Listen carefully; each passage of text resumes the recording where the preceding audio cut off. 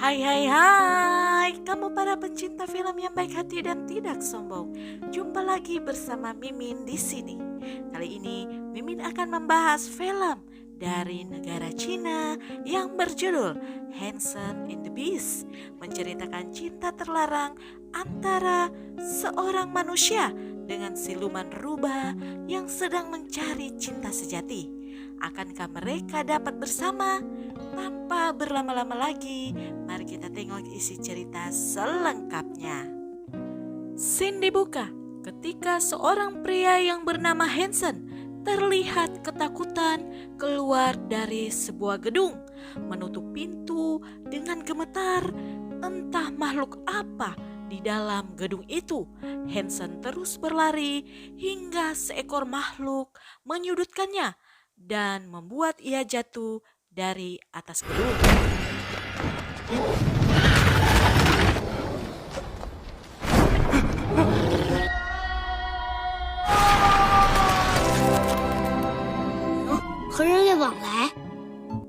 Kita flashback kembali 36 jam sebelumnya.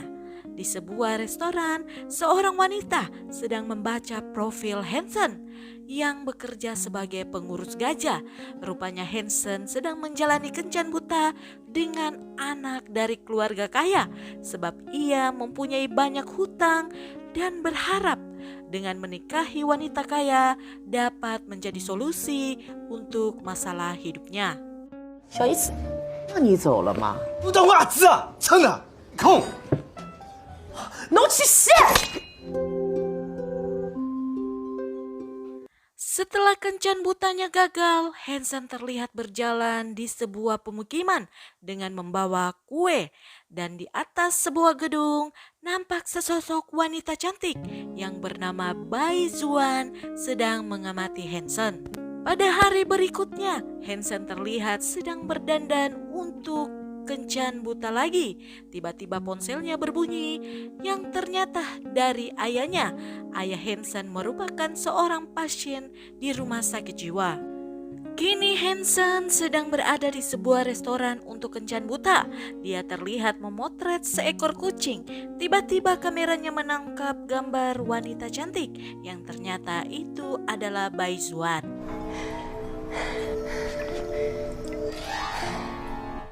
Terlihat 3 orang pria masuk ke restoran, membuat Hansen gelisah.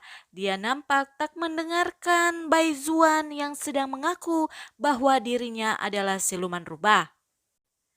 Hansen langsung meninggalkan Bai Zuan dan kabur ke toilet. Tapi di sana ia malah bertemu dengan bos rentenir yang sedang mengejarnya. 多少横店的兄弟，这有钱人挣钱的。 Sementara Bai Zuan sedang menerima panggilan dari Bimbing dan curhat kalau Hansen tak mengingatnya lagi. Hansen yang sedang duduk di tempat kerjanya tiba-tiba didatangi oleh Bai Zuan, membuat Hansen terkejut dan mengira Bai Zuan adalah anggota dari geng rentenir yang menangkapnya dulu. Tapi Bai Zuan terus terang mengakui jati dirinya yang merupakan adalah siluman rubah. Lagi-lagi Hansen tak percaya dan meminta Bai Zuan untuk pergi saja. Hansen akan mengantar Bai Zuan untuk pulang, tapi Bai Zuan malah berusaha berubah wujudnya. 我变身给你看。走，你出去啊，等我一会儿。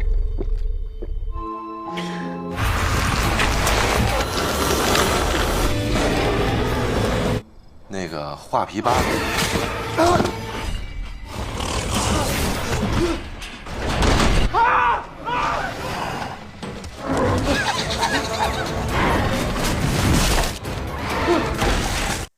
Di tempat lain, tepatnya di Biro Perubahan Wujud nomor 3, beberapa orang sedang menonton layar yang menunjukkan aktivitas Bai, laki-laki berambut merah yang merupakan pimpinan, memerintahkan pegawainya untuk menangkap Bai karena berubah wujud secara ilegal.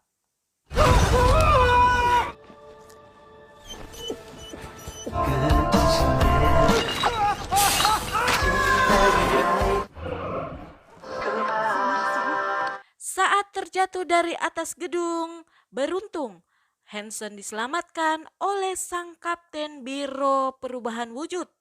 Mereka semua lalu selfie dengan Hansen yang pingsan. Kapten meminta anak buahnya untuk menghapus ingatan para saksi. Salah satu dari mereka membuka koper yang berisi beberapa botol serum.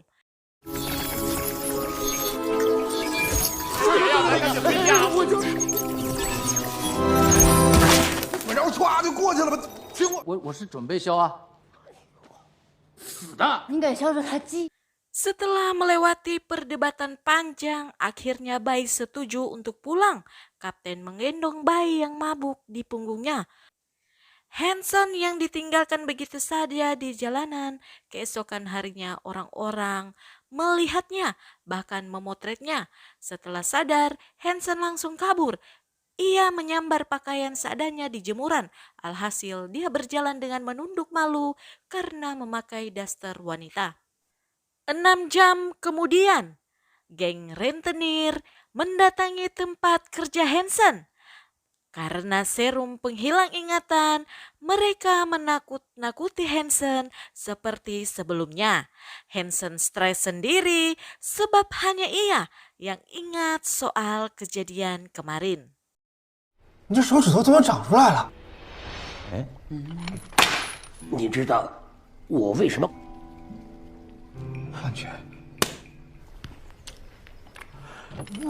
这个怎么是甜的？神经病啊！出！咱俩今天是第一次。我是谁？王八蛋！你是狐狸精吗？这钱你也得还。对不起。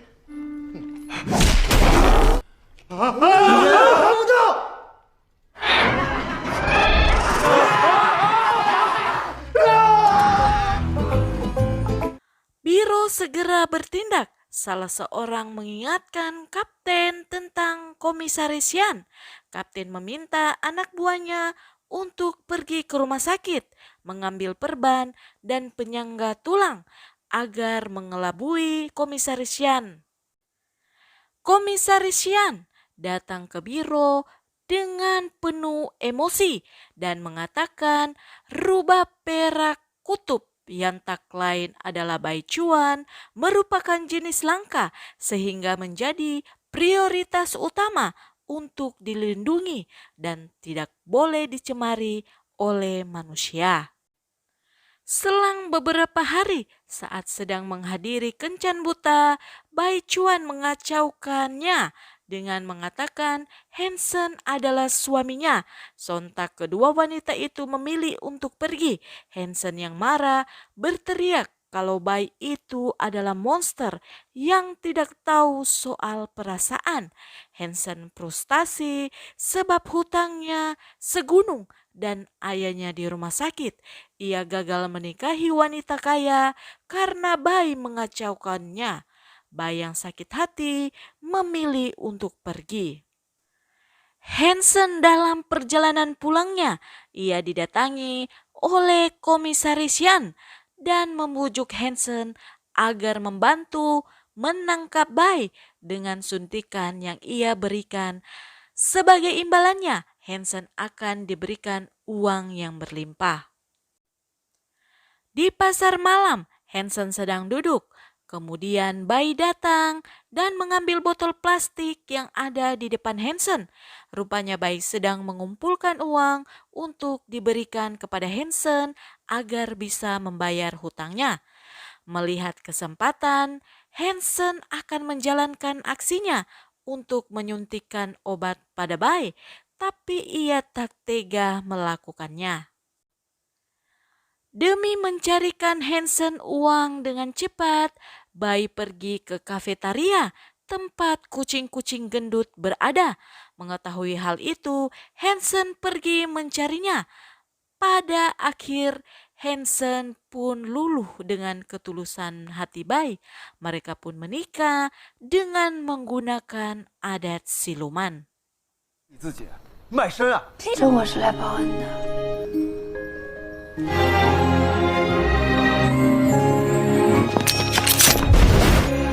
小白，花女唱西咏舞，我们结婚了，念的是结婚誓词。 Pada saat malam hari, Biro Perubahan Wujud datang beserta Komisaris Yan untuk menangkap dan memberi hukuman pada Bai karena telah melanggar aturan dengan menikahi manusia. Tapi si kapten yang merupakan sahabat Bai datang dan mencairkan suasana, membuat rencana agar Bai dapat melarikan diri dari sana. Tapi rencana itu gagal.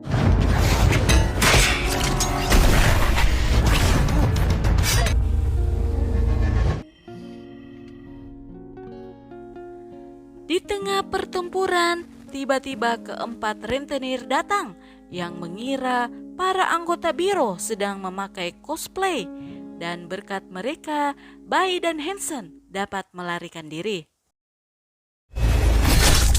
快走！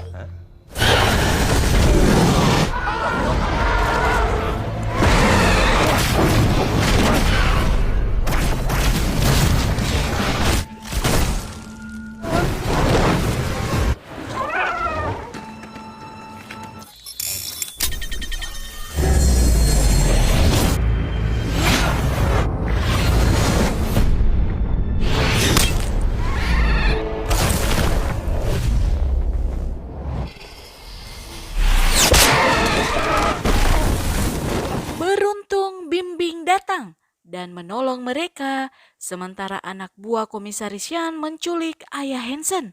Demi membantu Bai dan Hansen, Bimbing membuat mereka menyamar dan ikut syuting film bersamanya. 要感觉能抓住才怪呢！明明老师说我让车在那边接你们。啊，这毛干嘛呢？啊，全体过来！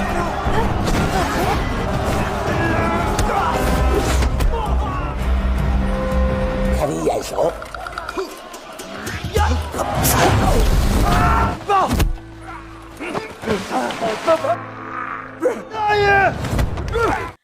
Melihat Hansen tak berdaya karena ayahnya dianiaya oleh Komisaris Yan, Bai menyerahkan dirinya pada Hansen. 不行！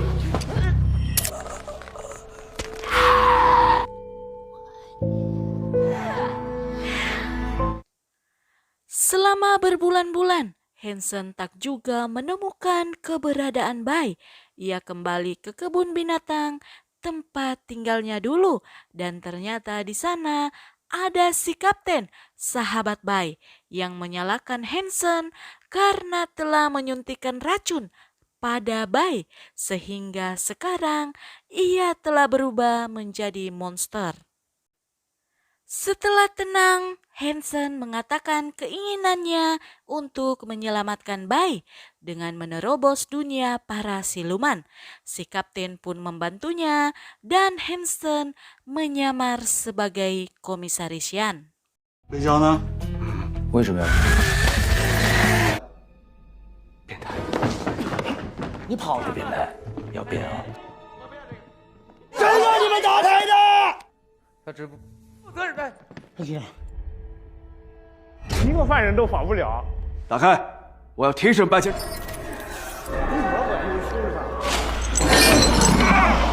哎，店长。哎，听说您蝙蝠360度。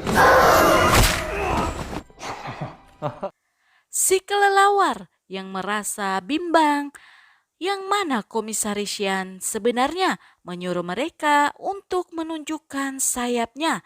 Bersamaan dengan itu, Bai yang belum kembali kewarasannya terlepas dari ikatan dan menyerang Hansen. Akhirnya Hansen tersudutkan. Sambil melakukan siaran live, Komisaris Yan mengatakan bahwa Hansenlah yang sudah menyiksa Bai hingga ia menjadi tak waras, berencana melukai Hansen, tapi tiba-tiba dari dalam tanah muncul keempat rentenir yang ternyata tak sengaja mereka ikut tertangkap bersama dengan Bai dulu. 啥是肖申克的救赎啊？这几名人类竟然挖深刻的小伙，号称固若金汤的飞扬。这边这么森严的地方，竟然有人类！说什么？原有4个人类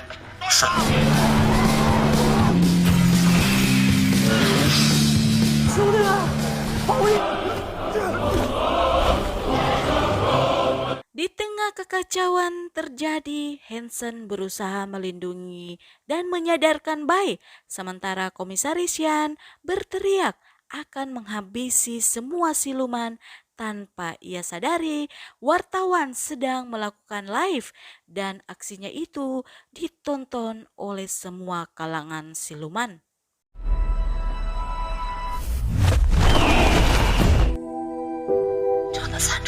现实言语难以。云中有路。 Melihat Komisaris Yan menyakiti Hansen, Bai pun sadar dan kembali seperti semula.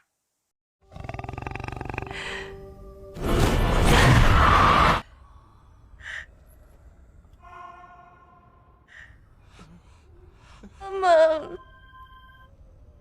我要叫救护车。正式通过。你们都是胡马！ Bai Chuan dan Hansen hidup bahagia dan mereka akan berkunjung ke tempat keluarga Bai Chuan berada. Dengan begitu, berakhirlah film ini. Bagaimana pendapat kalian pencinta film? Cerita yang menarik, romantis, dengan dibalur banyak komedi tentunya. Jika kamu suka dengan channel ini, silakan subscribe, komen, and share ke semua media sosial yang kamu punya. Sampai jumpa di cerita film selanjutnya. Bye.